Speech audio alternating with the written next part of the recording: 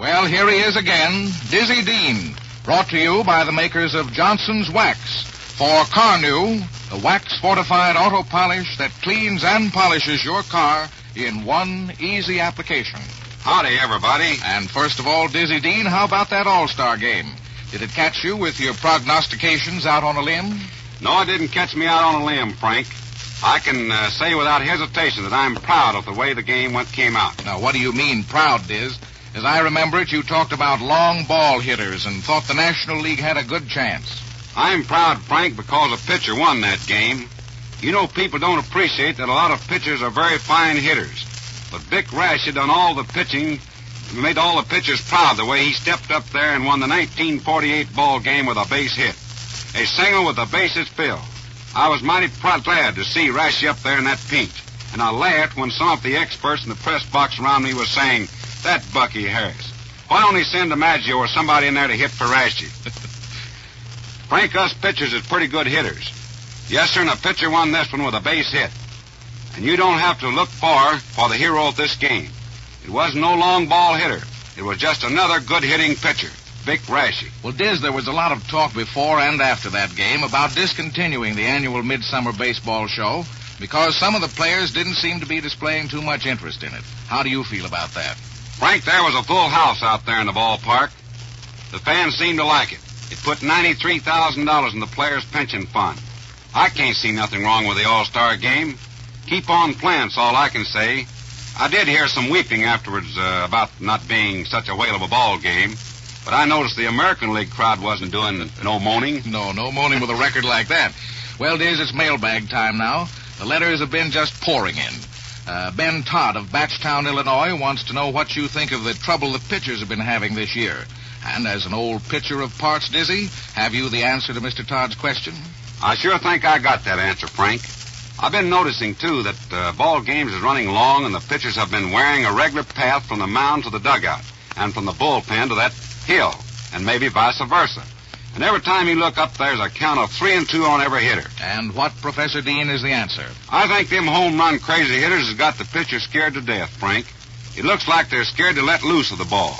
They stand out there and shake off the catchers, and it looks like they'd rather be tooken up for being just a little bit wild, after all, walking 5 or 10 men, than to have somebody get a couple of base hits. Well, have you a suggestion, Professor, how we might calm down those pitchers, sort of ease their minds? Yes, Frank, if the pitchers will quit trying to cut those corners too fine and just powder that ball in there, I think the game will get shorter and you won't need so many pitchers every day. I believe the pitchers have gone crazy about pitching to spots. A good pitcher don't have to worry too much about spots. Let him rear back and fire that fastball in there and break off a few jug-handled curves once in a while, and he'll find those hitters won't get so many doggone home runs. That's what me and Paul used to do. Just fog 'em in and let the hitters take care of themselves, brother. And that goes for all the good pitchers. Dazzy Vance never worried about anything except getting the ball in the strike zone. Carl Hubble was the same way. There was a great pitcher. You didn't see him ever walk everybody in the ballpark. Well, I'm glad you mentioned Paul back there, Diz, because another letter writer, Frank Crosby of Detroit, Michigan, wants to know if you were just kidding when you said recently that you came up the hard way. Frank, I'll say me and Paul come up the hard way. When we were kids, we never knew what it was to own a baseball glove. We used yarn from our dad's socks to make a baseball, and we cut a limb off of a hickory tree to make a baseball bat. And when we was picking cotton for 50 cents a day, we never had no time to think about higher education, 5th grade, that is. Boy, we were sure green. You should have seen those cows chasing us when we caught the train. I know we've caught on pretty good since then, but we didn't know much about the world outside of Texas and Arkansas and Oklahoma. I remember one time in New York when we was with the Cardinals. Somebody got kicking about the income taxes we had to pay, and Paul, that's my kid brother, he said, fellas, we all ought to do something about them taxes. They're too high. And if all the people in this here country would get together and vote the way, I'll bet we'd have things change. Paul said, there must be 1 million people in this country. Of course, Frank, I thought I was a lot smarter than Paul because I spoke right up and said, don't be silly, Paul. You know doggone well there's more than 1 million in this great big country. By golly, there must be 9 or 10 million. Well, Diz, you learned fast. Yep, Frank, I'm like Sam Nairn. He learned fast. Oh, another story, huh? Yes, this was a short one, Frank. You know, Sam Nairn was a young catcher with the Cardinals. Sam thought he was a third baseman, but Branch Rickey told him he was too fat. Third base didn't want him, and he'd better be a catcher. So Sam says, all right, Mr. Rickey, whatever you say. You get to saying that easy when you around Uncle Branch, too. Yes, sir, Mr. Rickey. Anyhow, Sam reported at training camp, and Frankie Frisch was manager. Sam asked Frank if there was any particular orders for him the first day. And Frank says, no, Sam, no particular orders. Here's what I want you to do. You pick out some veteran on the club and do whatever he does. If he runs, you run. If he gets in the pepper game, you get in one. Well, about an hour later, Frank is leaning on the batting cage watching the Cardinals hit. And all of a sudden, ducking a foul, he sees Sam Nairn leaning on the batting cage, too. Hey, Sam, Frankie says, what are you doing here? I thought I told you to pick out some veteran on the club and do whatever he was doing. That's what I'd done, Mr. Frisch, Nairn tells Frankie. Who did you pick? Frankie wanted to know. And Sam Nairn says, I picked you, Mr. Frisch, and I've been doing whatever I've seen you done ever since. Well, Diz, you know there's nothing like picking the best. And, for example, a lot of men are picking Johnson's Carnu when they're faced with the job of cleaning that family car. That's Nacho. We're making Carnu famous from Washington, D.C. to every whistle stop. Of course we are, Diz. After all, practically everybody wants something that'll make the tough job of cleaning a car a lot easier. Now, water alone won't do the job. You know that, men. In the past, if you wanted to tool along in a car that sparkled from bumper to bumper, you had to do two things. You had to clean away that stubborn road film that water won't touch, and you had to polish the car besides. But now, Johnson's Carnu does both jobs in one easy application. Cleans your car and polishes it, too. Just rub it on, wipe it off. Carnu contains special cleaning ingredients that penetrate and carry away the film on your car. Film built up of bugs and tree sap and soil and tar. And that's because Carnu is fortified with wax. It polishes your car, too, gives it a sleek, bright luster. For a real Sunday shine, get some Carnu today. That's Johnson's wax-fortified Carnu, C-A-R-N-U. You'll save yourself work, and you'll do your car proud. And now it's time for Dizzy Dean, the coach. And Diz, what advice have you today for ambitious young ball players who'd like to reach the big leagues? Frank, this is some general advice, and it's for the older boys. I mean those around 16, 17, or 18 years of age, who are about ready to try their luck in pro baseball. And first, be sure you're in the best possible playing condition before you go to a tryout school. Get your arms and legs in shape. Get some batting practice. If you possibly can, try to go to a baseball school in midsummer or in the fall. After you had 2 or 3 months of playing baseball, then you'll be able to show your best ability. Second, find out what you can do best. I mean, if you can hound those grounders, try for the infield. If you're extra fast going after them flies, try for the outfield. And, brother, if you can hit a ball a long way and often, don't worry. They'll find a place for you. Third, give extra time to practicing on anything that is your weakness. If you're a fine fielder and weak hitter, carry a bat around with you and bat every chance you get.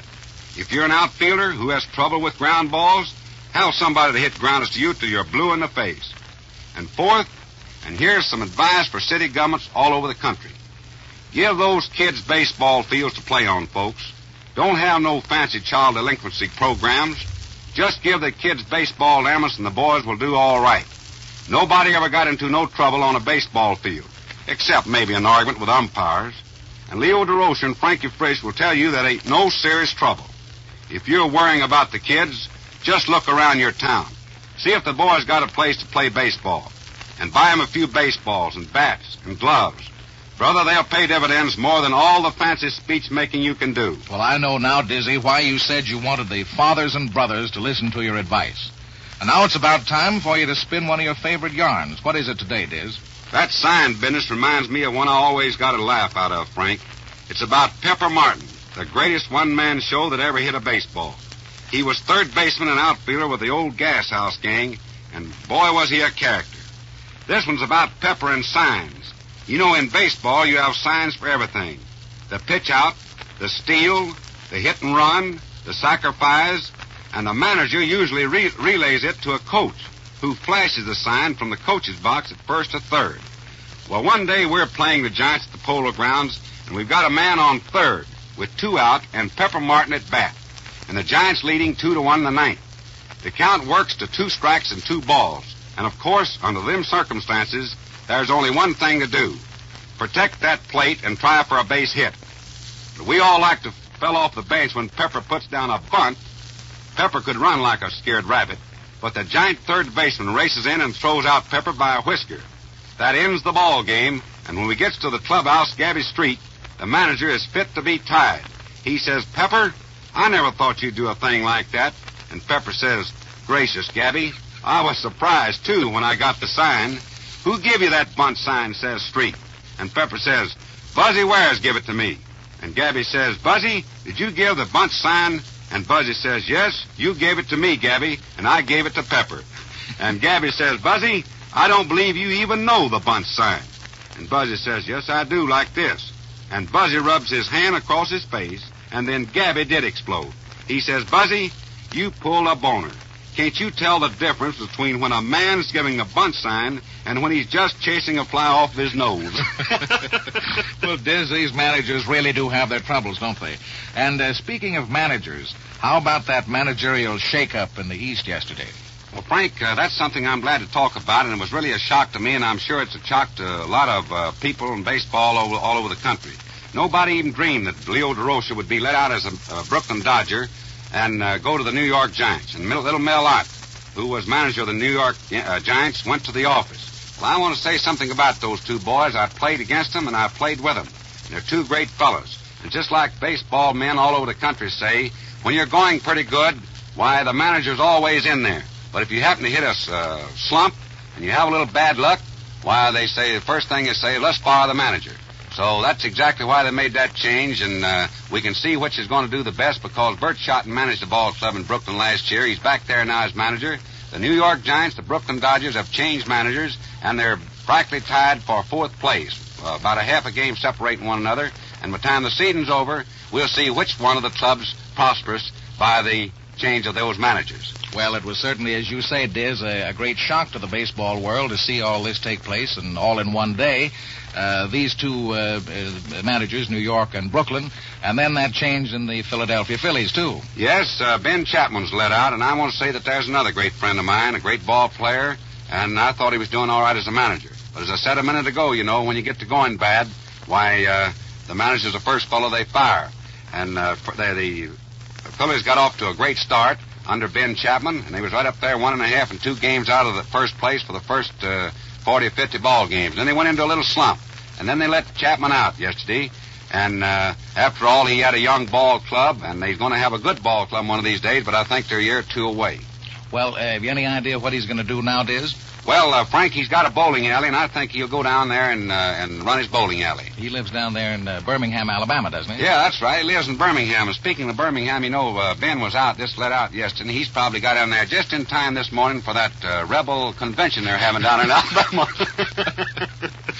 Well, folks, we certainly hope you'll be right back with us at this same time next week to listen to Dizzy Dean, brought to you by Johnson's Carnu, the wax-fortified auto polish that cleans and polishes your car in one easy application. Rub it on, and Carnu zips away road film that water won't touch. Wipe it off, and Carnu polishes your car. Gives the whole body a new car luster.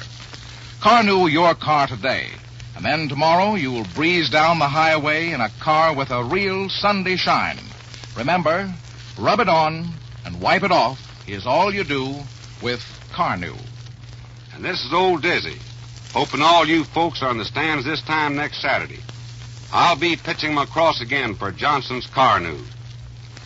This is Frank Eshen saying goodbye until next Saturday for the makers of Johnson's wax-fortified auto polish, Carnu.